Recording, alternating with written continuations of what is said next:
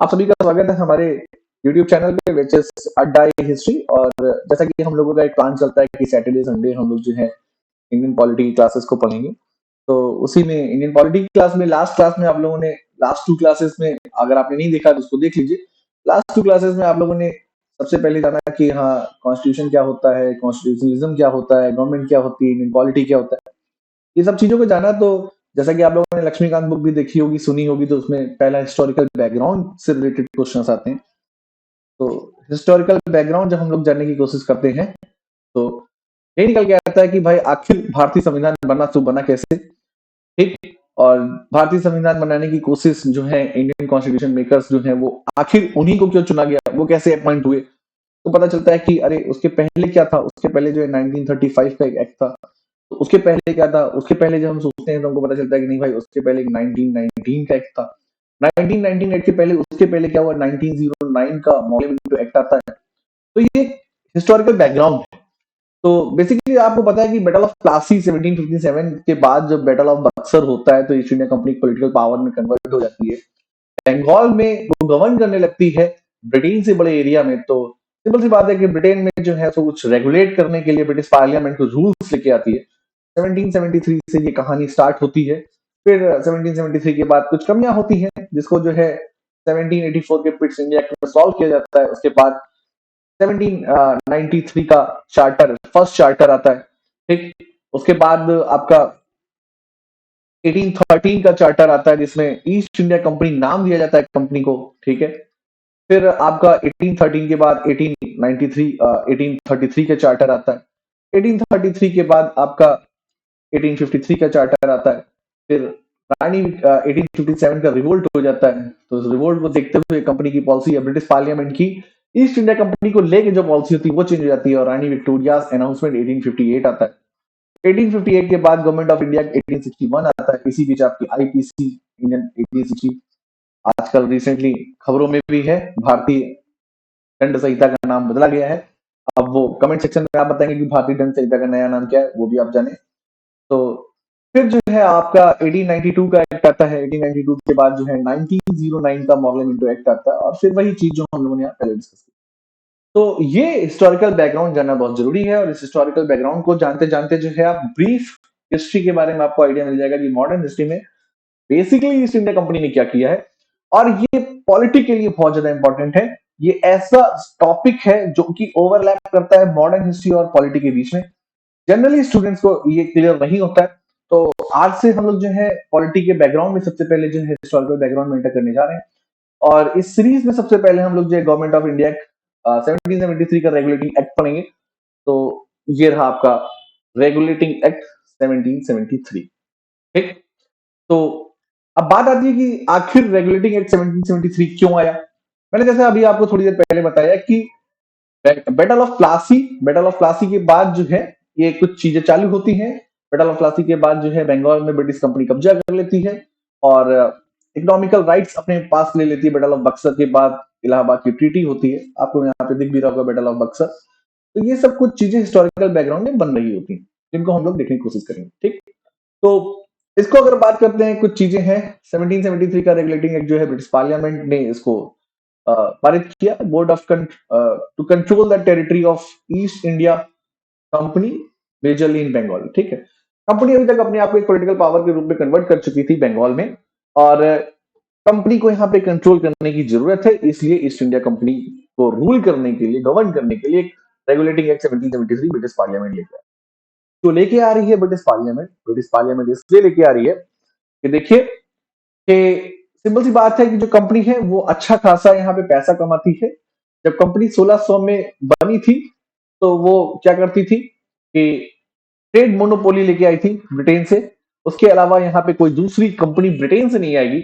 इसके बदले में कंपनी जो है गवर्नमेंट ऑफ ब्रिटेन को अच्छा खासा टैक्स देती थी और इस ट्रेड मोनोपोली का यूज करते हुए यहाँ से अच्छा खासा पैसा भी इमर्ज कर रही थी। बैटल ऑफ बक्सर का रीजन या बैटल ऑफ प्लासी का एक मेन रीजन ये था कि 1719 में कंपनी को जो है बादशाह फरूख शेर से एक दस्तक का राइट मिला था और इस दस्तक के राइट में ये था कि कंपनी मुगल डायनेस्टी में जहां जहां पे मुगल टेरिटरीज बची हुई है वहां पे company toll tax free trade करेगी। और इस टोल टैक्स फ्री ट्रेड का मिसयूज करके कंपनी अच्छा खासा, कंपनी ही नहीं कंपनी के ऑफिसर्स भी अच्छा खासा रेवेन्यू कमा रहे थे। वो क्या करते थे कि कंपनी तो इस toll tax, free toll tax के राइट को यूज ही कर रही थी, कंपनी के ऑफिसर जो कि प्राइवेट ट्रेड कर रहे हैं वो भी इसका मिसयूज कर रहे थे। कैसे मिसयूज कर रहे थे? देखिए सिंपल सी बात है कि आपने अगर किसी बहुत दूर से एरिया में जाके, सब सपोजिंग हम लोग आज हम लोग जो है कि एक सूडान जैसे देश पे जाके कंट्रोल कर लें, और वहां पे हमारे साथ जो ऑफिसर्स होंगे, जो हमारे कंपनी के ऑफिसर्स होंगे, उनको कुछ अगर हम बोनस नहीं कमाने देंगे तो सिंपल सी बात है कि वो वहां पे हमारे लिए काम नहीं करेंगे। तो कंपनी के जो ऑफिसर्स, उनको प्राइवेट ट्रेड करने की परमिशन कंपनी ने दे रखी है और 10 तक का मिसयूज कर रहा है। तो ऐसे में कंपनी के ऑफिसर्स इस प्राइवेट ट्रेड के थ्रू बहुत सारा जो है पैसा कमा रहे हैं। और ये क्या कर रहे हैं कि कंपनी इतनी ज्यादा पावरफुल होती चली आ रही है कि ब्रिटेन का जो पार्लियामेंट्री सिस्टम है उसको हाईजैक कर ले रही है। ब्रिटेन के पार्लियामेंट्री सिस्टम को, यहाँ जो इलेक्शन होते हैं, इस इलेक्शन में वो अपने फंड का यूज करती है और अपने सपोर्ट की गवर्नमेंट बैठाने की कोशिश करती है। तो सिंपल सी बात है कि अ, आजकल जैसे आरोप लगते हैं कुछ कैपिटलिस्ट के ऊपर कि वो गवर्नमेंट का सपोर्ट करते हैं, लाइक जैसे मोदी जी के ऊपर या अंबानी अडानी के ऊपर विपक्ष आरोप लगाता है, आप लोग देखने वाले हैं।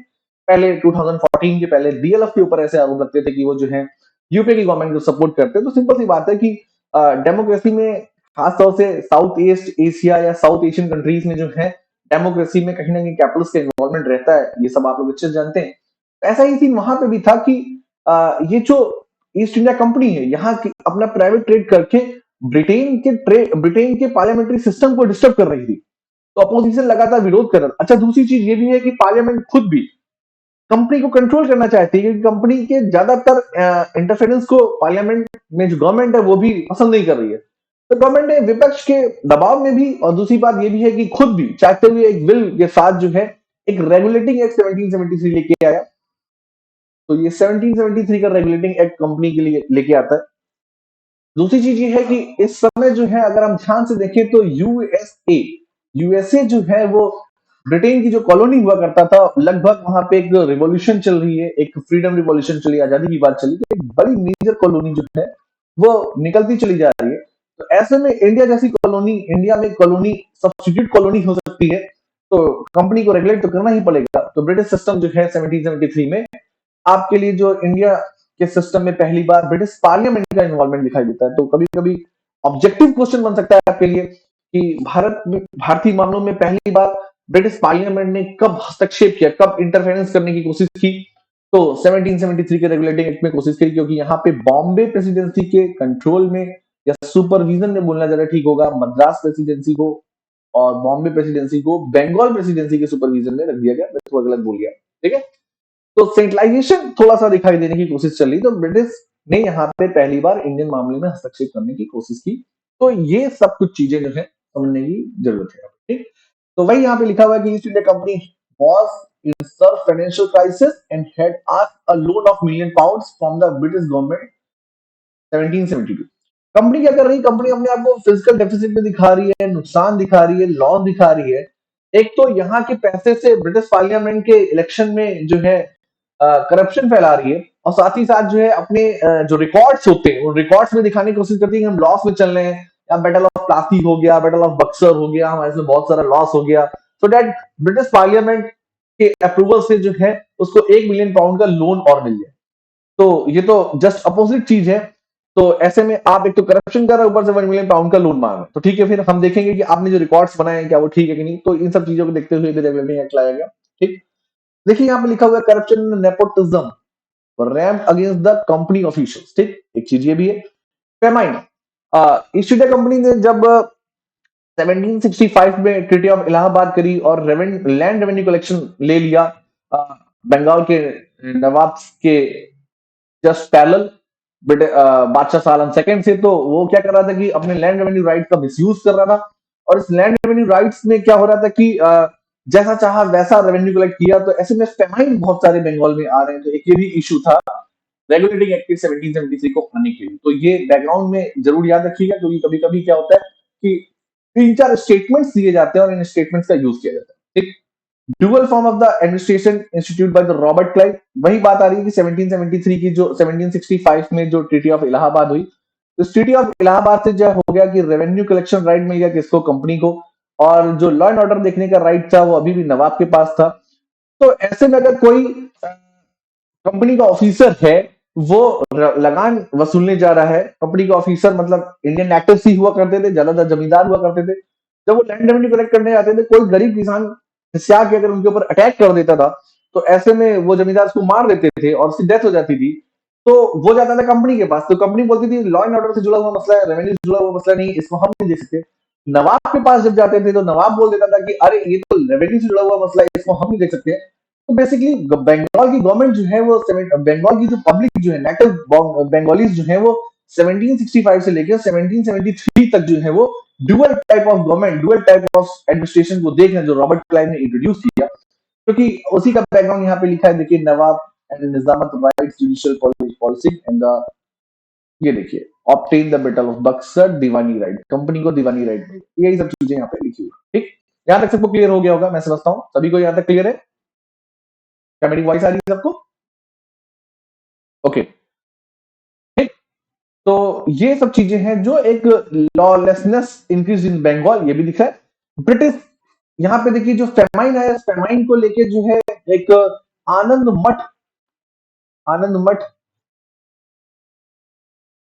नाम का एक नॉवेल है जो फेमाइन की, बंगाल की फेमाइन की भी चर्चा करता है। कोई बताएगा कि आनंद मठ का राइटर कौन था?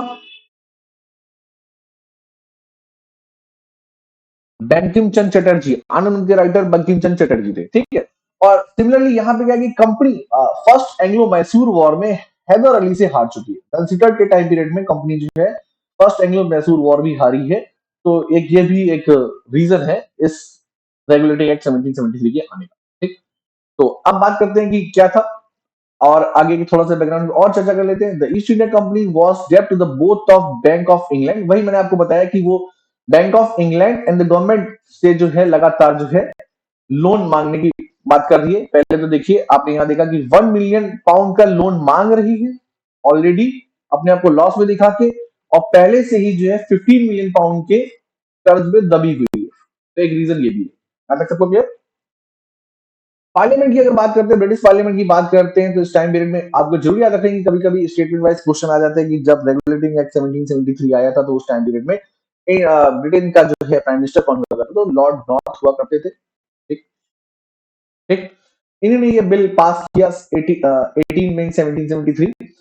डेट आप मिस कर सकते हैं, कोई दिक्कत नहीं, लेकिन लॉर्ड नॉर्थ को जरूर याद रखिएगा, क्योंकि भारतीय मामलों में किसी की सरकार पहली बार गिरती भी है तो 1784 में जब पिट्स इंडिया एक्ट आता है, तो लॉर्ड नॉर्थ और फॉक्स एक अलायंस होता है, इनकी गवर्नमेंट गिर जाती है। तो लॉर्ड नॉर्थ जो हुआ करते हैं वो इस टाइम पीरियड में ब्रिटेन के पार्लियामेंट में पीएम हुआ करते हैं। ये भी एक डेटा है। ठीक, यहां तक सबको क्लियर? ठीक। तो ब्रिटिश, यहाँ पे देखिए लिखा हुआ है, passed by the British Parliament, 1773 regulating passed by the British Parliament, the first important step towards the parliamentary control over the Indian administration of company। ठीक, ये याद रहेगा आपको, फर्स्ट इंपॉर्टेंट स्टेप। ठीक, ये कभी कभी एमसीक्यू से फंस सकता है, मैंने अभी आपको थोड़ी देर पहले बताया कि पहला इंपॉर्टेंट स्टेप ये था। ठीक, यहां तक सबको क्लियर?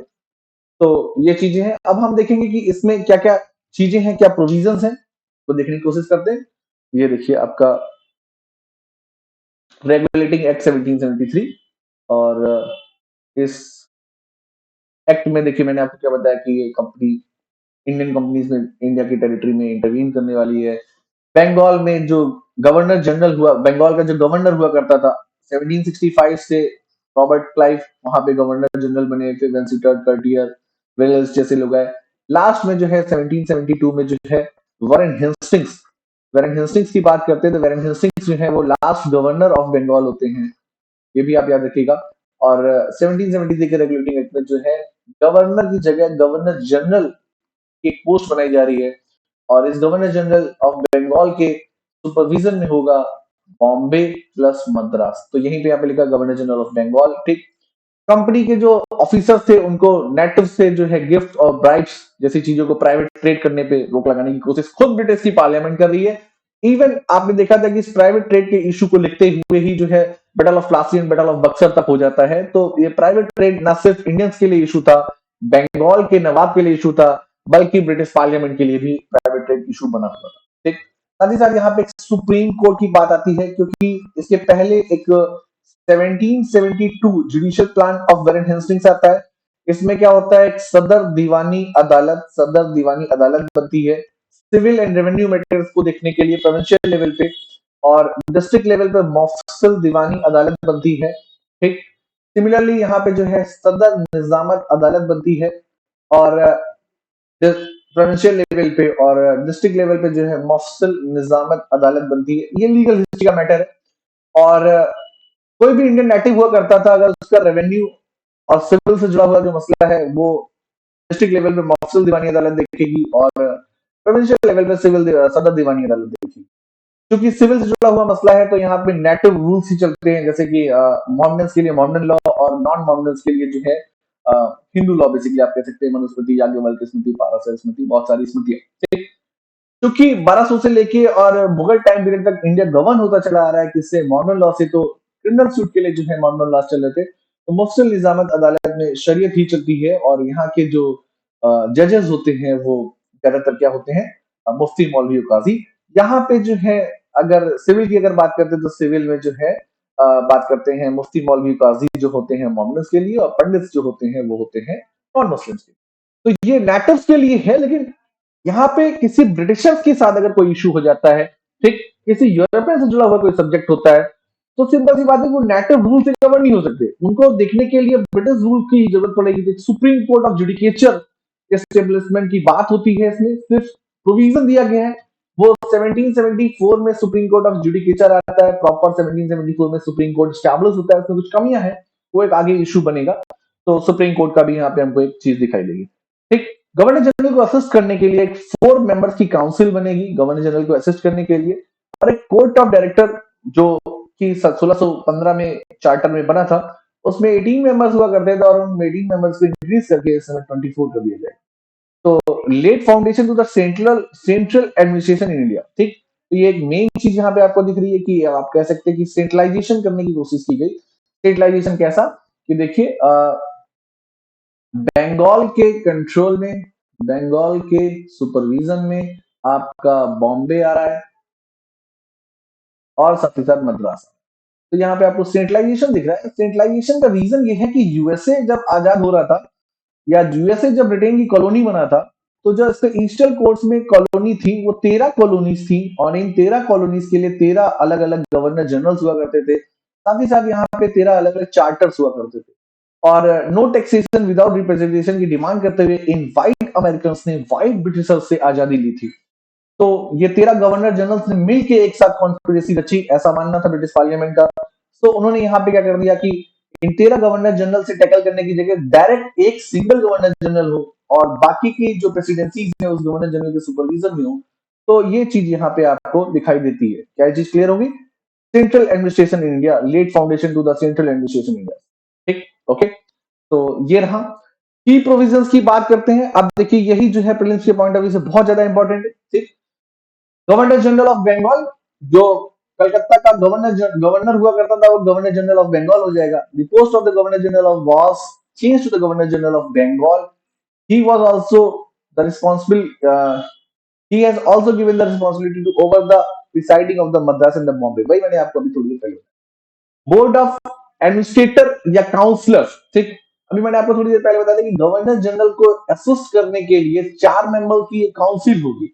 इसी को एग्जीक्यूटिव काउंसिल भी बोलते हैं। किसी किसी बुक्स में बोर्ड ऑफ एडमिनिस्ट्रेटर्स भी वर्ड यूज हुआ है, किसी किसी बुक्स में काउंसलर्स वर्ड भी यूज हुआ है। तो 4 मेंबर हुआ करते थे। ठीक है, फेमस है ये चारों मेंबर्स के, याद रखिए। गवर्नर जनरल खुद वॉरेन हेस्टिंग्स। देखिए बंगाल का लास्ट गवर्नर कौन है? बंगाल का लास्ट गवर्नर वॉरेन हेस्टिंग्स है, और बंगाल का पहला गवर्नर जनरल कौन है? वो भी वॉरेन हेस्टिंग्स है। गवर्नर जनरल वॉरेन हेस्टिंग्स को बना दिया जाता है, first governor general of Bengal. ठीक, और उसको असिस्ट करने के लिए जो काउंसलर्स बन रहे हैं उसमें फिलिप फ्रांसिस, जनरली इसको फ्रांसिस ही लोग याद करते हैं, फ्रांसिस, क्लेवरिंग, मॉनसन एंड बॉवेल। ये 4 मेंबर्स उसको असिस्ट करने के लिए हैं। और एग्जीक्यूटिव काउंसिल जो है 4 मेंबर हैं, गवर्नर जनरल, और इस काउंसिल को मिला के governor general in council word भी यूज किया जाता है इसके लिए। ठीक, तो होता क्या था कि जो कोई भी मीटिंग होनी होती थी, कोई भी मीटिंग होनी हुआ करती थी, उस मीटिंग में क्या होता था, जैसे कि आपने देखा होगा इस समय लोकसभा में जो कोरम होता है, अगर पार्लियामेंट में लोकसभा के जितने भी मेंबर्स है उसका 1/10 मेंबर्स या 10% मेंबर्स अवेलेबल हैं, तो ही जो है सिटिंग होगी, अदरवाइज मीटिंग नहीं होगी, मतलब लोकसभा नहीं बैठेगी। ठीक, उसी तरीके से जो यहाँ अगर हम बात करते हैं कोरम कम से कम 3 मेंबर्स होने चाहिए, तो जो है मीटिंग होगी, अदरवाइज मीटिंग नहीं होगी। और इशू ये है कि फ्रांसिस क्लेवरिन एंड मॉनसन ये तीनों के तीनों जो है वो वेरन हेस्टिंग्स के अगेंस्ट रहते हैं, वेरन हेस्टिंग्स के फेवर में नहीं है ना। और बैरवेल जो है वो अकेला वेरन हेस्टिंग्स के फेवर में है। तो वेरन हेस्टिंग्स जब चाहते हैं कि आज मीटिंग हो, तो पता चला कि फ्रांसिस क्लेवरिन मॉनसन ने कह दिया नहीं आएंगे, नहीं आएंगे तो कोई बात ही नहीं, मीटिंग ही नहीं हो पाई। तो यहाँ पे वीटो पावर भी इसको वेरन हेस्टिंग्स को नहीं मिला। तो ये कुछ ड्रॉबैक्स हैं यहाँ पे हमको समझ में आ रहे हैं।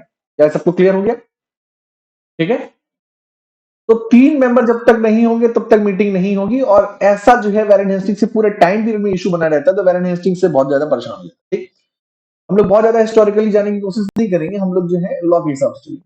तो सुप्रीम कोर्ट ऑफ जुडिकेचर जो मैंने आपको बताया, रेगुलेटिंग एक्ट 1773 में इतना लिखा था कि जो ब्रिटेन में किंग इन काउंसिल होगी, किंग और उसकी जो गवर्नमेंट है, वो जो है सुप्रीम कोर्ट ऑफ जुडिकेचर के लिए कुछ करेगी, तो सुप्रीम कोर्ट ऑफ जुडिकेचर बनता है, कलकत्ता में बनता है। ठीक, इसमें जो है चीफ जस्टिस, इसके लिए प्रॉपर 1774 में Supreme Court of Judicature Act ही आता है। ठीक है, ठीक, तो उस एक्ट के हिसाब से देखिए यहां पे सिर्फ सुप्रीम कोर्ट का प्रोविजन है 1773 में। ठीक, और जुडिकेचर एक्ट बताता है कि भाई एक चीफ जस्टिस होगा। ठीक, और उस चीफ जस्टिस की क्वालिफिकेशन जो होगी, उसने क्या किया, जो 4 जस्टिस हैं, ठीक है, ये सभी के सभी जो है आयरलैंड से या इंग्लैंड से इन लोगों ने बैरिस्ट्री करी हो तो ही यहाँ पे बन सकते हैं, तो चीफ जस्टिस होंगे। ठीक, और चीफ जस्टिस के साथ साथ जो एलिजा एम्पे जो है पहले चीफ जस्टिस हुआ करते थे, वही देखिए लेमिस्टर हो गया, चैम्बर्स हो गया और हाइड हो गया, ये जो है 3 जो है अदर जस्टिस हुआ करते। तो इन सबका क्वालिफिकेशन क्या है कि इन्होंने इंग्लैंड से या नॉर्दर्न आयरलैंड से बैरिस्ट्री की डिग्री ले रखी हो। ये सुप्रीम कोर्ट ऑफ जुडिकेचर 1774 में है। ये सब जो है लीगल हिस्ट्री का पार्ट है। तो लेकिन आपको ये मान के चलना पड़ेगा कि 1773 के रेगुलेटिंग एक्ट से ही प्रोविजन बना। ठीक, तो ये प्राइमरी अदालत है, मतलब क्या कि ब्रिटिश से जुड़ा हुआ कोई भी मसला है तो आप सीधे अपील कर सकते हैं यहाँ पे, और अपील भी कर सकते हैं। ठीक, डायरेक्ट सुप्रीम कोर्ट के पास जाएगा। सुप्रीम कोर्ट के जुडिकेचर को या जुडिक्शन का हमें क्लियर नहीं किया गया।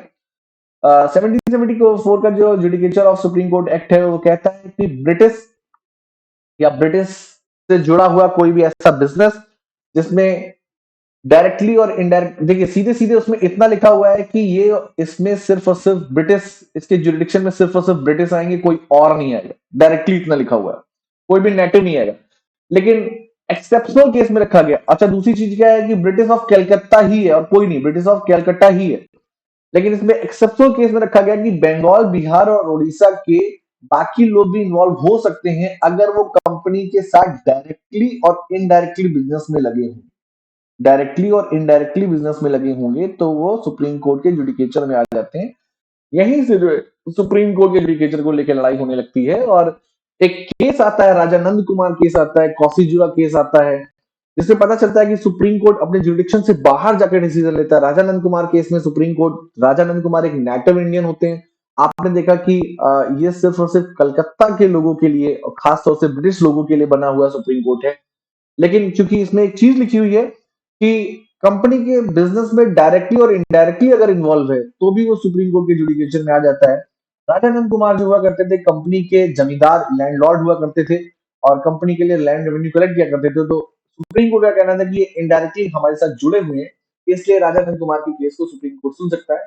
फ्रांसिस क्लेवरिन और मॉनसन के भड़काने में राजा नंद कुमार जो है वो आ जाते हैं और वो क्या करते हैं कि वेरन हेस्टिंग्स के ऊपर एक आरोप लगाते हैं। आरोप ये लगाते हैं कि वेरन हेस्टिंग्स ने क्या किया है कि राजा नंद कुमार से 1 लाख रुपए समथिंग अमाउंट की जो है ब्राइब ली है, गिफ्ट लिया है, घूस ली है, और जिसके बदले में उसके बेटे को जो है वो मुफस्सिल दीवानी अदालत में अपॉइंटमेंट कर देगी।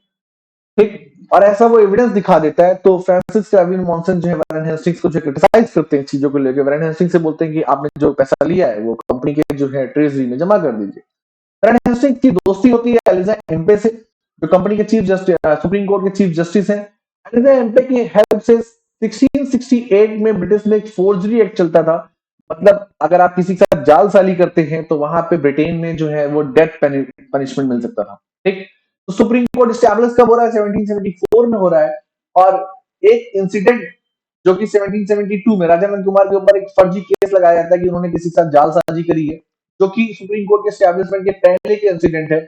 उसको सुप्रीम कोर्ट सुनने जा रहा है 1774 में बनने के बाद, और 1668 के एक्ट के हिसाब से सुनने जा रहा है, जबकि सुप्रीम कोर्ट में कौन से रूल्स लागू होंगे इस चीज को लेकर क्लियरिटी नहीं थी। यहाँ पे बस ये बोला गया था कि जो जजेस हैं वो अपने कंसेंट से जो है डिसीजन लेंगे, मतलब वो अपने जैसे एक लॉ में डेफिनेशन होती है, law is nothing but applied common sense of the जजेस। तो अपने कंसेंट से, अपने दिमाग से, अपने विचार से डिसीजन लेंगे। जैसे आप समझिए कि आज कोई भी जज होता है, वो अगर किसी को पनिशमेंट देता है तो वो आईपीसी का यूज करता है, और वो क्रिमिनल प्रोसीजर कोड सीआरपीसी का यूज करता है, एविडेंस एक्ट का यूज करता है, पुलिस एक्ट का यूज करता है, तमाम तरीके के एक्ट से, तमाम तरीके के सेक्शन उसका यूज करता है। लेकिन सुप्रीम कोर्ट ऑफ जुडिकेचर के सामने कोई भी एक्ट नहीं था। आपने 1668 के एक्ट को बेस बनाया, जो कि ब्रिटेन में है। इंडिया में लोग जानते भी नहीं थे, ना ही मॉडर्न लॉस में ऐसी चीजों को जानते थे, और ना ही जो है क्या कहते हैं, हिंदू लॉस में इन चीजों को जानते थे। तो ऐसी कोई चीज ही नहीं थी हमारे यहाँ, डेथ पनिशमेंट का कोई रूल ही नहीं था। तो एलिजा एम्पे का जो है अपनी फ्रेंडशिप का यूज करके वारन हेस्टिंग्स जो है राजा नंद कुमार को दे देते। तो सुप्रीम कोर्ट ऑफ जुडिकेचर जो है वो क्लियर नहीं है। 1773 के रेगुलेटिंग एक्ट में एक ये भी इशू है। ठीक, दूसरी चीज ये है कि आज आप मुझको जो है मोहित अवस्थी बोल दीजिए, कल आप मुझको Mohit Awasthi the son of Pradeep Kumar Awasthi बोल दीजिए, तो क्या मैं चेंज हो जाऊंगा? नहीं। वेरन हेस्टिंग्स जो है बंगाल के लास्ट गवर्नर है, वेरन हेस्टिंग्स ही बंगाल के गवर्नर जनरल हो जाते हैं। तो वेरन हेस्टिंग्स का बंगाल के लिए क्या ओपिनियन चेंज हो जाएगा? नहीं चेंज हो जाएगा। ठीक है, तो ये कुछ चीजें हैं, आपको समझ में आ रही है। ठीक, कंपनी जो इन सब चीजों को लेके आ रही है, इसलिए लेके आ रही है कि जो ब्रिटिश पार्लियामेंट कंपनी के लिए रूल लेके आ रही है क्या, कि आप जो है रिकॉर्ड्स मेंटेन करेंगे। आप बताएंगे कि आपका एनुअल खर्चा कहां तक रहा। तो बोर्ड ऑफ डायरेक्टर्स को भी अभी हम लोग आगे देखेंगे, इसको बोर्ड ऑफ डायरेक्टर भी कहेंगे, बुक्स में मिलता है, लेकिन एक सुटेबल वर्ड जो है वो कोर्ट ऑफ डायरेक्टर है। और मेरे प्यारे बच्चों, मैं आपसे कहूंगा कि court of director he word आप यूज करें तो ये ज्यादा ठीक रहेगा। ठीक, यहां तक सबको क्लियर है? आगे बढ़े, या कोई डाउट हो तो पूछ सकता है।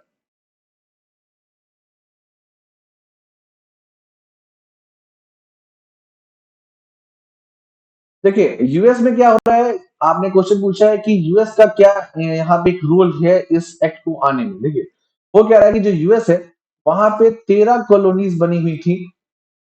ठीक, और इन 13 कॉलोनीज के अलग अलग गवर्नर थे, और हर गवर्नर के लिए ब्रिटिश की पार्लियामेंट से एक चार्टर था। अलग अलग गवर्नर के लिए अलग अलग चार्टर था।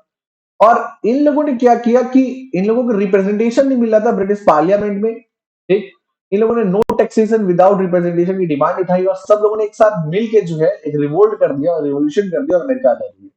तो ऐसा इंसिडेंट इंडिया की कॉलोनी में ना हो, क्योंकि अमेरिका की कॉलोनी के आजाद होते ही एक सब्सिट्यूट इंडिया बन सकता है। हालांकि अमेरिका भी आजाद नहीं हुआ। देखिए कोई भी चीज आप बोलेंगे 1947 में इंडिया आजाद हो गया, तो नहीं। उसके लिए एक बड़ी लंबी चेन रही। कांग्रेस की अगर बात करते हैं तो 1885 में कांग्रेस स्टैब्लिश होती है। उसके पहले भी हमको देखना पड़ेगा, रेनेसां, एनलाइटमेंट जैसी चीजें भी होती है। इंटेलेक्चुअल्स लोग आते हैं जो ये जानने की कोशिश करते हैं कि हम गुलाम हैं। तो एक दिन में इंडिया आजाद नहीं हुआ। उसी तरीके से अमेरिका भी एक दिन में आजाद नहीं हुआ। लेकिन हाँ, अमेरिका में इस समय आजादी की सुगबुगाहट चल रही है। 1773 के टाइम पीरियड में लगभग पीक पे है। कभी भी अमेरिका आजाद हो सकता है। ठीक है, मतलब आप कुछ वैसे ही समझिए जैसे हमारे 1942 या 1943 में सीन रहा होगा, कुछ कुछ वैसा ही सीन चल रहा है। तो इंडिया की कॉलोनी जो है वो ब्रिटेन के लिए एक सब्स्टिट्यूट कॉलोनी हो सकती है। राइट, तो ऐसे में आ, यहाँ पे सेंट्रलाइजेशन होना चाहिए, सेंट्रलाइजेशन ऑफ पावर होना चाहिए। देखिए यहाँ 13 अलग अलग गवर्नर से उनको नेगोशिएट करना पड़ रहा था ब्रिटिश पार्लियामेंट में उस समय। और इंडिया में अगर कभी ऐसी सिचुएशन इन फ्यूचर आती है तो सिर्फ और सिर्फ बंगाल के गवर्नर जनरल से नेगोशिएट करना पड़ेगा, क्योंकि बंगाल के गवर्नर जनरल के सुपरविजन में कौन है? बॉम्बे और मद्रास। क्या अब क्लियर हो गया आपको?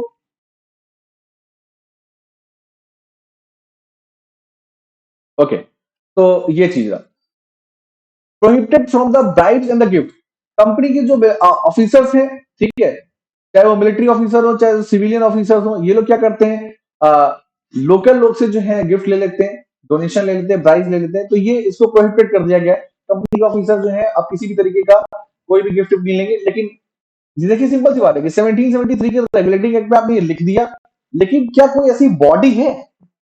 लंदन में बैठ के आपने 1773 का रेगुलेटिंग एक्ट पारित कर दिया है, लेकिन कोई ऐसी बॉडी है जो यहाँ पे इंडिया में आके इस चीज को इंश्योर करे? तो बोर्ड ऑफ डायरेक्टर भी वो लंदन में बैठे हुए हैं, कोई ऐसा सिस्टम नहीं है जो इस चीजों को इंश्योर करे, ट्रांसपेरेंसी नहीं है। आपके बोल देने से कुछ नहीं होता है, लोग गिफ्ट और डोनेशन ड्राइव्स आगे लेते रहेंगे, कंटिन्यूसली लेते रहेंगे, लेकिन फिर भी हाँ, पहली बार इस तरीके की कोशिश की गई है, यहाँ पे ये प्रोविजन है। तो आपके लिए जो ऑब्जेक्टिव क्वेश्चन होगा, हो सकता है वहां पे इस तरीके का एक स्टेटमेंट हो, prohibited from the brides in the gift, consider the following statements about the 1773 regulating act and which are right, है ना। तो यहाँ पे लिख दिया जाए, ऐसा ये स्टेटमेंट लिख दिया तो ये राइट है, हाँ बिल्कुल राइट है। वो हुआ कि नहीं हुआ एक अलग मैटर, प्रैक्टिकली इंप्लीमेंट हुआ कि नहीं हुआ एक अलग मैटर है, लेकिन हाँ ये प्रोविजन था। तो प्री के पॉइंट ऑफ व्यू से ये हुआ, मेंस के पॉइंट ऑफ व्यू से हमने क्या बताया कि हमारे पास कोई भी ऐसा सिस्टम नहीं है, लंदन से कोई भी ऐसा सिस्टम यहाँ पे नहीं आया जो इंश्योर करे कि ऐसा ना हो पाए, राइट। तो ये क्रिटिकल एनालिसिस, साथ ही साथ आप क्रिटिकल एनालिसिस भी करते हुए चल रहे हैं 1773 के रेगुलेटिंग एक्ट, ठीक। The Governor General and Council at Madras and Bombay were brought under the control of Bengal, ठीक, especially in the matters of the foreign policy, ठीक। फॉरेन पॉलिसी कैसे, देखिए बॉम्बे, ये बॉम्बे है, ये आपका मद्रास है और ये आपका बंगाल, ठीक। तो ये जो बॉम्बे प्रेसिडेंसी है यहाँ पे मराठा है, तो ब्रिटिशर्स के लिए तो फॉरेन पॉलिसी मराठा के अगेंस्ट क्या होगी, बॉम्बे प्रेसिडेंसी के लोग डिसीजन नहीं लेंगे, governor general of Bengal decision लेंगे, ठीक। सिमिलरली जो मद्रास की जो ब्रिटिशर्स बैठे हुए हैं, मद्रास प्रेसिडेंसी है, यहाँ के लोगों का टीपू सुल्तान से क्या रिलेशन होगा, क्योंकि हैदर अली की डेथ हो जाती है आगे जाके कुछ समय बाद, तो ये फॉरेन पॉलिसी टीपू सुल्तान से कैसी चलेगी, यहाँ मद्रास प्रेसिडेंसी की वो कौन देखेगा, गवर्नर जनरल ऑफ बंगाल देखेगा, ना कि मद्रास प्रेसिडेंसी का गवर्नर देखेगा, ना कि बॉम्बे का गवर्नर देखेगा, ठीक है। तो ये चीज क्लियर होगी आपको, ये अप्रूवल लेना पड़ेगा आपको बंगाल का इसके लिए, विदाउट, देखिए साफ साफ लिखा है, they could not wage war against Indian state without Bengal approval. आप किसी भी इंडियन स्टेट से लड़ाई नहीं लड़ सकते हैं, किसी भी इंडियन स्टेट से आपकी जो फॉरेन पॉलिसी होगी बॉम्बे और मद्रास प्रेसिडेंसी के लिए, तो बंगाल के अप्रूवल के बिना नहीं, तो अप्रूवल आपको लेना ही पड़ेगा। कोर्ट ऑफ डायरेक्टर्स की बात करते हैं, the crown authority was further enhanced by the court of directors via this act, ठीक। क्राउन का जो है रूल कंट्रोलिंग बढ़ने लगी कोर्ट ऑफ डायरेक्टर के थ्रू। क्या कोर्ट ऑफ डायरेक्टर का मैंने आपको बताया कि पहले मेंबर हुआ करते थे 18 प्लस 6 मेंबर और कर दिए गए, ये मेंबर हुआ करते थे 16-15 में। कोर्ट ऑफ डायरेक्टर जो हुआ करते थे, कंपनी बनी थी जिसके 217 स्टॉक होल्डर्स हुआ करते थे, ठीक, 1600 में। तो स्टॉक होल्डर्स को रिप्रेजेंट करते थे कोर्ट ऑफ डायरेक्टर, ठीक। कोर्ट ऑफ डायरेक्टर मर्चेंट्स का ग्रुप है, कोई भी पॉलिटिकल मेंबर नहीं है यहाँ पे, मतलब ब्रिटिश पार्लियामेंट का कोई भी पार्लियामेंटेरियन नहीं है, ये सब के सब जो है जो स्टॉक होल्डर्स है उन्हीं के रिप्रेजेंटेटिव है, ठीक है। स्टॉक होल्डर जो 217 हुआ करते थे उनके सक्सेसर डिसाइड करते थे कि कोर्ट ऑफ डायरेक्टर कौन, कोर्ट ऑफ डायरेक्टर का मेंबर कौन बनेगा, ठीक है। तो 18 प्लस 6 कितना हो गया 24, तो 24 इसको इंक्रीज कर दिया गया, 6 members having 1 year leave of absence, ठीक। तो 24 में से कोई 6 मेंबर जो है वो 1 ईयर की लीव भी ले सकते हैं, ठीक है, लेकिन सबके सब बैठे कहाँ है, लंदन में, कभी इंडिया नहीं आए, ठीक। तो ये भी एक चीज है, ठीक।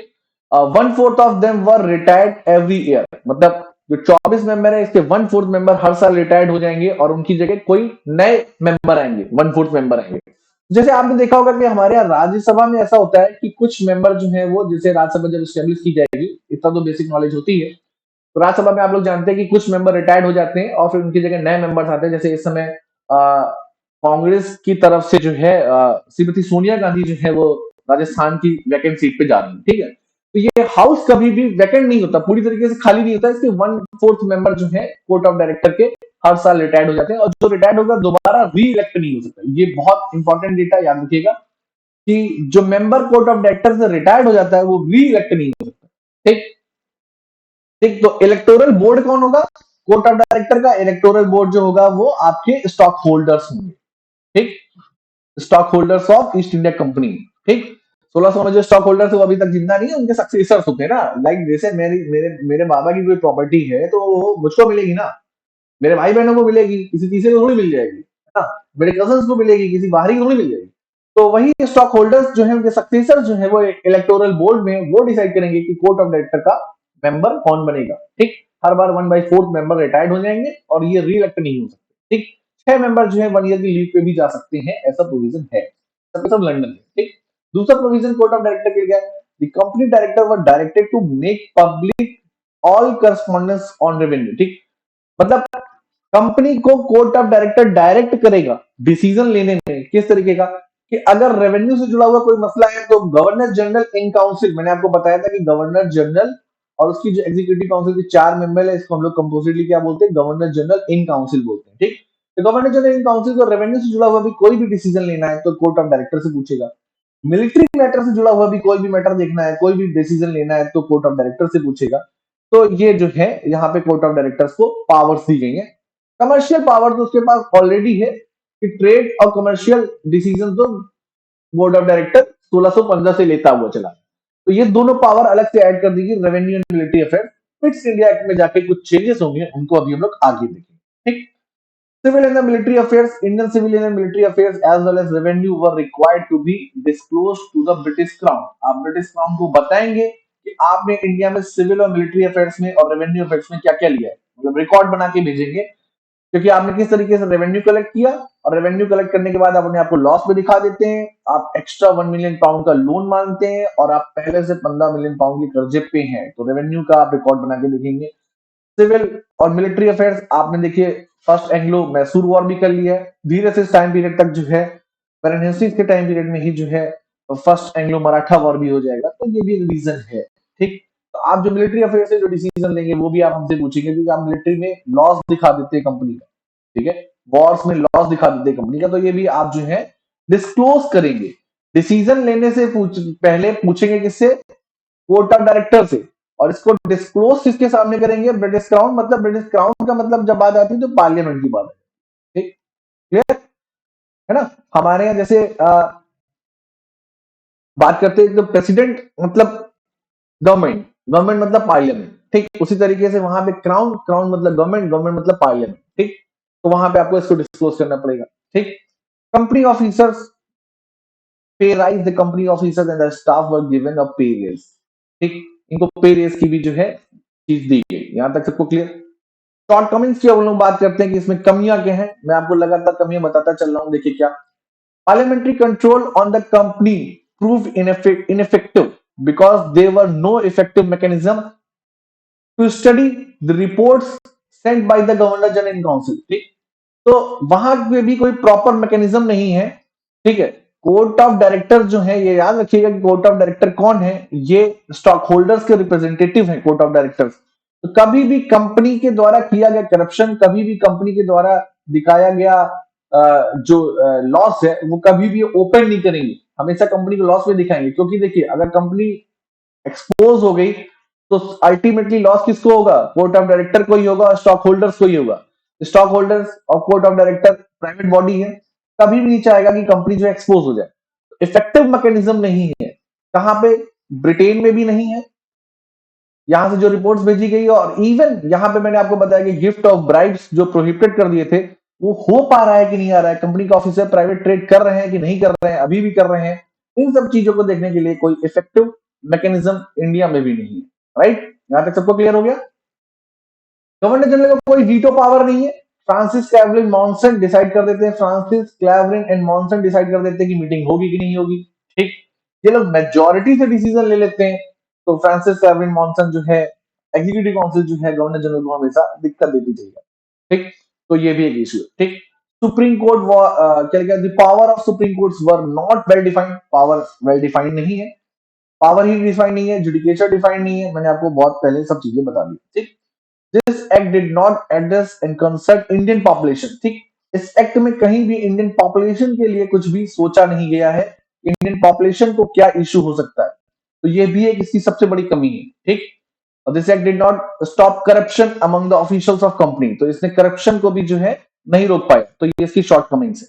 ठीक है, तो आई होप सबको यहां तक क्लियर हो गया होगा। कंक्लूजन की अगर हम लोग बात करते हैं तो फिर एक बार फिर से देख लेते हैं। एक सेकेंड बेटा, एक सेकेंड, आपकी वॉइस थोड़ी सी कट रही है। ठीक है, यहां तक सबको मेरे ख्याल से क्लियर हो गया होगा।